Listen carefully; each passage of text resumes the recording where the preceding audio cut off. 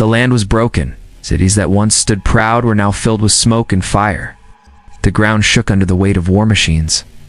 Men and women walked through the ruins, holding rifles in their hands, their faces covered with dust and blood. The air smelled of iron and smoke. No one spoke of peace anymore. Only the sound of marching boots and engines filled the nights. In the heart of this chaos stood Queen Eleanor. She was not born to rule, but was forced to lead when the old leaders fell. Her eyes were sharp and cold, but her heart carried the pain of her people. She had seen farms burned, children lost, and villages turned into ash. She swore that her land would not be crushed under the storm of war. By her side stood John, a general who had fought since the first day of the uprising. His armor was heavy, scarred by battles, but he never allowed fear to show. Claire, a commander known for her courage, marched with her soldiers at the front. Matthew, a young captain, carried both hope and anger in his chest. Together they stood before the Queen, waiting for her command. "The enemy comes from the east," said John, his voice steady. "They carry engines bigger than any we have faced. Their cannons can tear walls like paper." Eleanor looked at the map spread across the war table. Her fingers touched the rivers and mountains drawn on it. "Then we make our stand here," she said. "If we give them the valley, they will take the heart of our land. If the heart falls, all of Middle-earth falls with it." The men nodded, though they knew what it meant. The valley was wide open and cruel. The battles fought there would cost thousands of lives, but no one questioned the Queen. As the day ended, the armies began to gather. Lines of soldiers filled the hills, their weapons gleaming under the last light. War machines rolled forward, engines growling, wheels crushing the ground. Banners of the Queen rose high above the ranks. The soldiers were tired, their bodies weak from weeks of fighting, yet their eyes burned with fire. Sophia, a nurse who had joined the war after her family was taken, moved among the soldiers, binding wounds and giving water. She carried no sword, but her courage was no less than any fighter. "You will not fall," she told each man and woman she touched. Her words were plain, but they gave strength. That night, the campfire spread across the hills like stars fallen to earth. Some men sharpened their blades. Others cleaned their rifles. Many wrote letters that might never reach home. Matthew sat alone, staring at the flames. "Tomorrow we fight," he whispered. "Tomorrow we decide if we live or die." Queen Eleanor walked through the camp without guards. She stopped by every group of soldiers, speaking to them not as a queen, but as one of them. "You are the shield of this land," she told them. "Stand with me, and we will hold back the storm." The sky grew dark, and the first thunder rolled from the east. It was not the voice of nature, but the sound of enemy engines drawing closer. The ground shook as their march echoed across the valley. The soldiers rose to their feet, gripping their weapons. Fear touched their hearts, but behind that fear stood unbroken resolve. The war of chaos had begun, and Middle-earth was about to face its greatest battle. The morning sky was gray when the soldiers lined up in the valley. The air was heavy and cold, carrying the taste of smoke and steel. Men held rifles close to their chests, and women stood with blades tied to their belts. The ground was wet from rain, and mud clung to their boots as they formed ranks. General John rode along the lines on a black horse. His voice was clear and steady as he called to the soldiers. "Hold the line and do not break. Today the world watches us. Today we fight for every home and every family left behind." The soldiers raised their weapons and answered with one shout that shook the hills. From the east came the sound of drums and engines. The enemy moved like a wave, their numbers stretching beyond sight. Giant cannons rolled forward, wheels grinding the soil. Towers of steel, shaped like moving fortresses, rose in the distance. The sound was deafening, a storm of iron and fire moving closer with every step. Queen Eleanor stood on a high ridge, her armor gleaming under the pale light. She watched the enemy march and then turned to her people. "They believe they can break us," she said, her voice carried by the wind. "But we are not stone to be broken. We are not shadows to be burned away. We are flesh and blood, and we will not bow. Today, we show them what it means to be free." Claire led her regiment to the left flank, her sword drawn and her shield ready. She moved like fire, shouting to her soldiers to stand strong. Matthew took command of the right flank, his heart beating fast, but his hands steady. Sophia stayed in the center with the healers, her eyes filled with fear but her steps never slowing. The first shot came when the enemy cannons roared. Fire lit the sky, and the ground exploded under the force of iron shells. Men and women were thrown into the air, screams echoing across the valley. Still the line held. Rifles fired in answer, bullets slicing through the smoke. The clash grew louder. Iron engines rolled forward, crushing men under their weight. John raised his blade and gave the signal. Steel war chariots of the Queen's army charged down the slope. Engines roaring, spears of fire launching from their sides. The valley shook as metal clashed with metal. In the chaos, Matthew fought with his men. His rifle fired until it was empty, then he drew his blade. Enemies rushed at him, their armor thick, but he struck with fury. Around him, soldiers fell, but others rose to take their place. He shouted, "Hold, do not give them the ground." His voice was raw, but it pulled men to their feet. On the other side, Claire cut through the ranks with unmatched strength. Her shield broke spears, and her sword cut chains of steel. Enemies feared her name, but she fought with no thought of glory. Each strike was for the soldiers beside her. Each step was for the Queen who had trusted her. Sophia moved among the dying, pulling the wounded away from fire. Her hands shook as she tied bandages, but she never stopped. When a soldier begged her not to leave, she whispered, "You will see the sun again." She carried no weapon, but her courage burned brighter than iron. Queen Eleanor watched as the valley drowned in smoke and blood. Her heart ached, but her eyes were cold. She raised her banner high and her voice rang out like thunder. "Stand with me, do not break. Fight until the last breath." The battle raged on, louder and deadlier with each passing hour. The valley became a storm of fire, steel, and screams. Men and women of Middle-earth stood shoulder to shoulder, refusing to fall. Though the enemy pushed hard, the Queen's army still held the line, and the war of chaos burned brighter than ever before. The valley was a furnace of fire and blood. Smoke covered the sun, and the ground was torn by endless shells. Men and women fought side by side, their boots sinking into mud mixed with blood. Rifles cracked, blades clashed, and the thunder of cannons never stopped. The war of chaos had turned the valley into a graveyard of steel and bone. General John pushed through the front line, shouting orders as he cut down an enemy who stood in his way. His armor was broken, and blood ran from his forehead, but he refused to stop. "Hold the ridge," he shouted. "If the ridge falls, all is lost." Soldiers rallied around him, fighting with teeth clenched and eyes burning. Matthew stood at the right flank, his clothes torn, his blade red from battle. He had lost half his men, but he did not let fear reach his face. He raised his voice above the roar of battle. "Stand together, fight for the Queen. Fight for your brothers and sisters." His words pulled the tired soldiers forward. They locked shields, fired in lines, and pushed back wave after wave. On the left flank, Claire was struck down from her horse. She fell hard, the breath knocked from her chest, but she rose again before the enemy could reach her. With her sword in hand, she fought like a storm. Enemies tried to surround her, but her strikes were fierce and her shield unbroken. The soldiers who saw her rose with new courage, shouting her name as they pressed forward. In the center, Sophia worked without rest. She dragged wounded men through the mud, her arms covered in blood that was not her own. She tore strips of cloth from her dress to bind wounds. Shells fell around her, and fire burned near her feet, but she never moved back. "You are not done," she told the dying. "You will live. I will not let you go." Her voice was hoarse, but it gave hope to those on the ground. High above the ridge, Queen Eleanor watched every moment.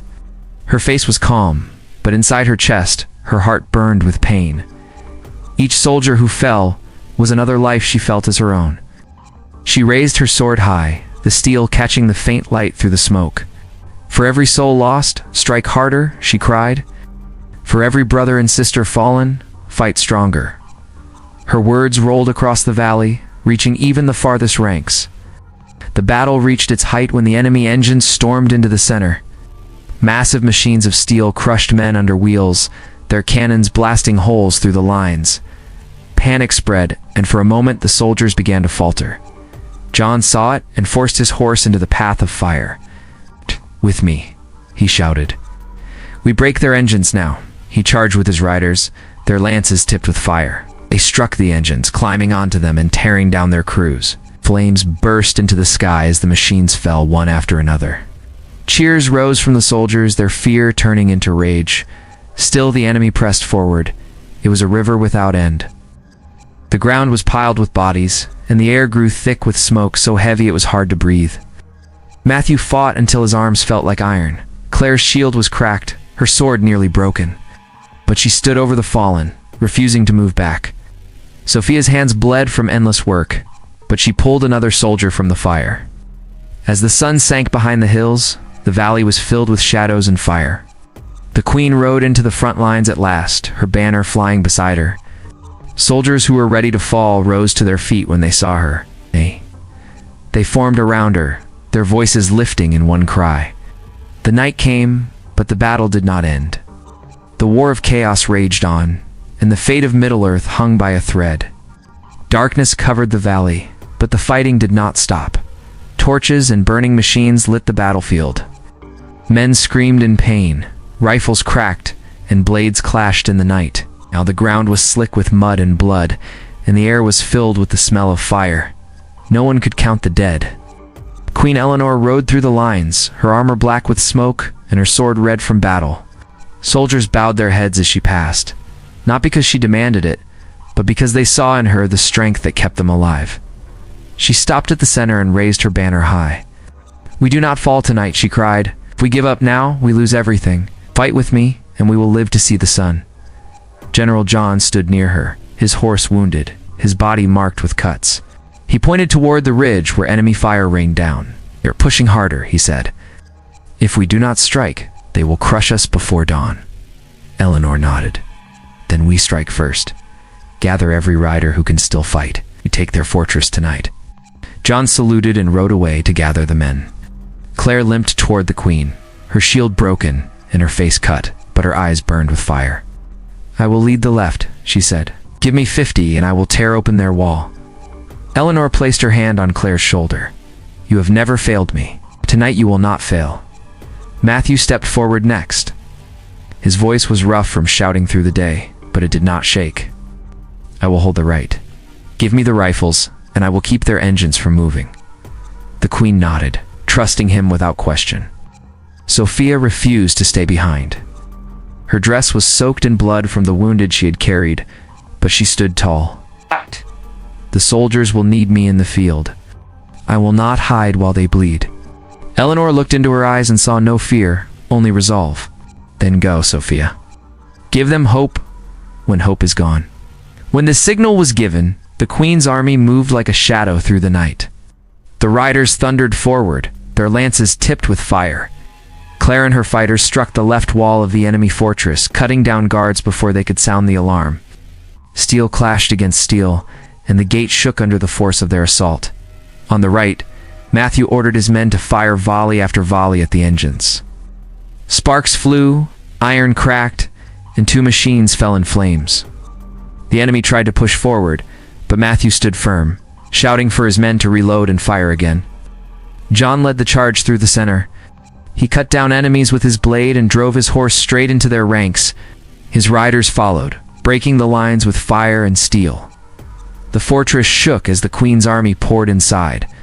Sophia rushed behind them, dragging the wounded out of the fire and binding their wounds, even as arrows and shells rained around her. When a soldier begged her to leave him, she shook her head and pulled him to his feet. "You will not die here," she said. Her words gave him the strength to walk. At last, Queen Eleanor herself rode into the fortress. Her sword struck with fury, her banner waving high above her head. Her soldiers saw her and roared with strength they did not know they had left. They pushed deeper, tearing down walls and driving the enemy into retreat. By the time the first light of dawn touched the valley, the fortress burned. Bodies lay across the ground, and the air was thick with smoke. The queen stood on the highest wall, her banner planted in the stone. Her army had taken the fortress, but the cost was heavy. The soldiers did not cheer. They stood in silence, their eyes on the queen. They had won the night, but the war of chaos was far from over. The fortress burned behind them, but the war was not finished. Word came that the enemy had gathered every soldier, every machine, and every weapon for one last assault. Oh. The valley would decide the fate of Middle-earth. Victory would mean survival. Defeat would mean the end of all. Queen Eleanor stood before her army as the sun rose. Her armor was cracked, her sword scarred, but her voice was strong. Today we stand for all that is left. This is our land. No invader will take it. If they come with fire, we answer with fire. If they come with steel, we answer with steel. Hold with me, and no darkness will break us. General John took his place at her side, his horse limping but still carrying him with pride. Our soldiers are tired, but their spirit is unbroken, he said. If they see you ride with them, they will fight to the last breath. Claire stood nearby, her shield repaired with iron bands, her face pale from wounds but her grip steady. Give me the left, she said. It will not pass while I breathe. Matthew came next, holding a rifle in one hand and a broken blade in the other. The right is mine, he said. They will not cross. Sophia stepped forward, her hands raw from endless work, her eyes filled with fire. I will not leave the field. The soldiers need me, and I will not fail them. The ground shook as the enemy advanced. Their machines rolled like thunder, their cannons booming. The sky darkened with smoke, and the earth cracked under the march of thousands. The queen raised her banner, and her army lifted their weapons high. Then the valley exploded with war. Cannons fired, rifles cracked, and blades clashed. The air was filled with screams and fire. The enemy came in waves, crushing the ground with their engines, but the queen's army met them with fury. John led the riders straight into the heart of the charge, cutting down ranks with his blade. Claire held the left with her soldiers, their shields locked, pushing back against endless strikes. Matthew fired until his rifle broke, then drew his blade and fought hand to hand, his men standing beside him without fear. Sophia dragged the wounded through fire, her arms trembling but never stopping. She bound wounds with her own torn clothes and poured water into dying mouths. Soldiers who saw her rose again, refusing to give in, while she still fought to save them. The queen rode into the center, her sword striking with strength that seemed beyond human. Her banner flew above her head, and every soldier who saw it fought harder. Enemies tried to surround her, but her guards closed in, and together they tore through the line. The battle raged for hours.